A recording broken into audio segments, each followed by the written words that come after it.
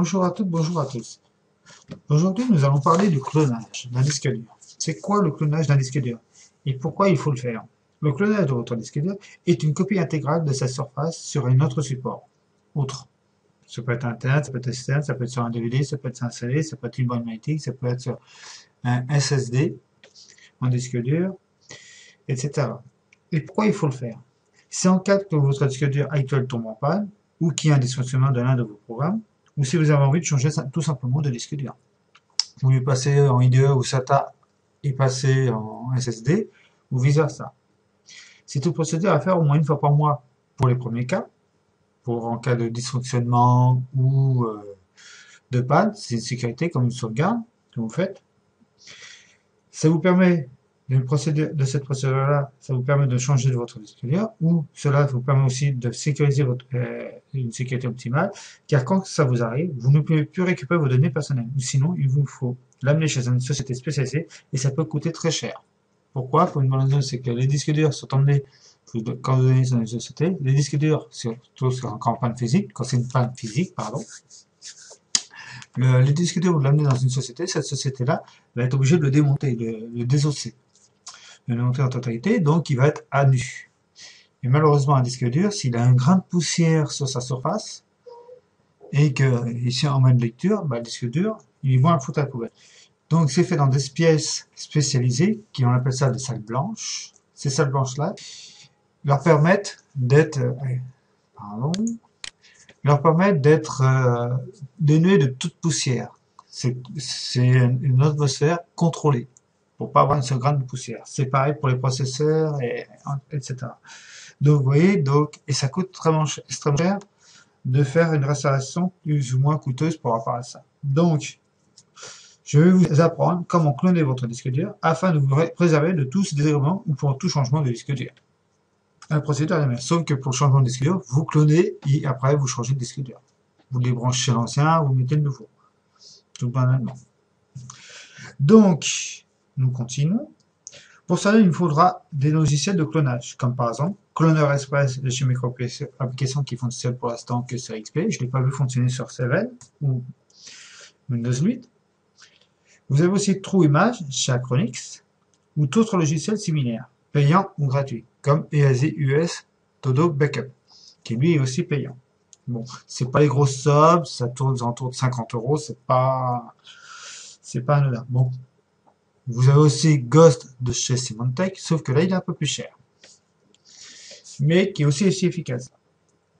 Donc ça vous permettra de cloner votre disque dur sur un support de votre choix, de préférence externe, pour faire un clonage de votre disque dur.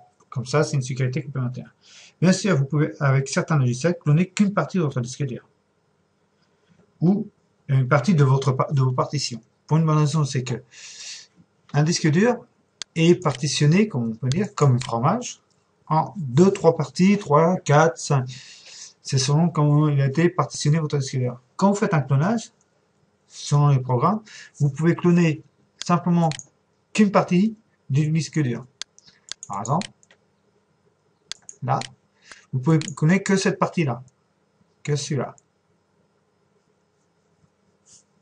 On appelle ça cloner simplement une partition, ou cloner tout disque dur. Tout disque dur, c'est les deux partitions qui sont réunies. Vous voyez, c'est deux partitions différentes, mais ils peuvent soit être clonés séparément ou entières. Mais quand vous faites un changement de disque dur, c'est tout le disque dur qu'il faut cloner, pas juste une partition. Voilà. Donc, je vais vous montrer avec EasyUS Todo Backup comment cloner. D'un logiciel à l'autre, c'est à peu près similaire la façon de faire. Il n'y a pas une grande différence, sauf peut-être que l'interface, mais sans plus. Donc, vous voyez, il est en période d'essai, vous pouvez le mettre en période d'essai pour vous entraîner. Il vous fera le même travail. Sinon, vous pouvez l'acheter. Comme je dis, ça peut être plus ou moins onéreux. Mais c'est pas une grosse somme, je vous dis, c'est autour de 50 €. Donc, vous cliquez sur clonage. Et comme vous pouvez voir, vous pouvez cloner simplement qu'une partition. Votre disque dur. Si on clique dessus, vous allez voir, il va regarder votre disque dur, il va voir qu'il y a plusieurs partitions. Vous pouvez choisir, vous voyez, comme je vous expliquais tout à l'heure, soit cette partition-là, soit celle-là. Vous voyez, vous pouvez choisir votre partition quand vous voulez cloner une partition. Si vous clonez le disque dur complet, par exemple, pour changement, vous clonez sur le disque dur. Automatiquement, il va sélectionner tout le disque dur, donc toutes les partitions. S'il y a 10 partitions, il va sélectionner 10 partitions. Donc, rarement il y en a 10, plus souvent c'est 4, 5 ou 2. Donc, vous sélectionnez le disque dur que vous voulez cloner et vous sélectionnez le disque dur qui doit recevoir clonage. Donc, un disque dur vierge. S'il n'est pas vierge, automatiquement, la partition sera effacée. Toutes les données qui seront sur le disque dur seront effacées automatiquement. Parce qu'il va reproduire identiquement ce disque dur-là. Il va reproduire identiquement la même chose. Donc, il sera prêt à fonctionner. Vous pouvez voir, bon, cloner par secteur, c'est pas une grande utilité. Mais pour ceux qui veulent justement cloner pour le mettre sur un disque dur SSD, donc automatiquement la sélection du disque dur extérieur, ça sera un SSD, bien sûr. Et là, pour optimiser, vous cliquez simplement optimiser pour SSD. Ça vous permet de l'optimiser sur votre futur disque dur SSD. Donc vous cliquez vous l'encochez si vous le faites sur un SSD. Sinon, vous n'avez pas besoin de le faire. Et vous cliquez sur suivant. Il va vous répertorier, récupérer toutes les légendes, pas toutes les légendes, mais toutes les explications présumées, donc un résumé de tout ce que vous avez choisi. Ouais. Vous pouvez faire glisser, partitionner, vous pouvez modifier la partition, vous pouvez demander qu'ils prennent toute la partition. Il y en a certains qui ne le font pas, certains pour un, d'autres si. C'est vous qui voyez comment vous voulez le faire. Le plus souvent mieux laisser par défaut, ça, c'est pas trop gênant. Donc, dès que vous sélectionnez, vous cliquez, vous êtes OK, d'accord pour tout ça, vous cliquez sur continuer. Vous voyez, il vous explique bien comme quoi que les données de cible vont disparaître. Vous cliquez sur OK et la procédure se fait automatiquement. Vous n'avez plus qu'à attendre le temps de clonage de votre disque dur. Ça peut être plus ou moins long selon le disque dur que vous avez et la capacité, la quantité, etc.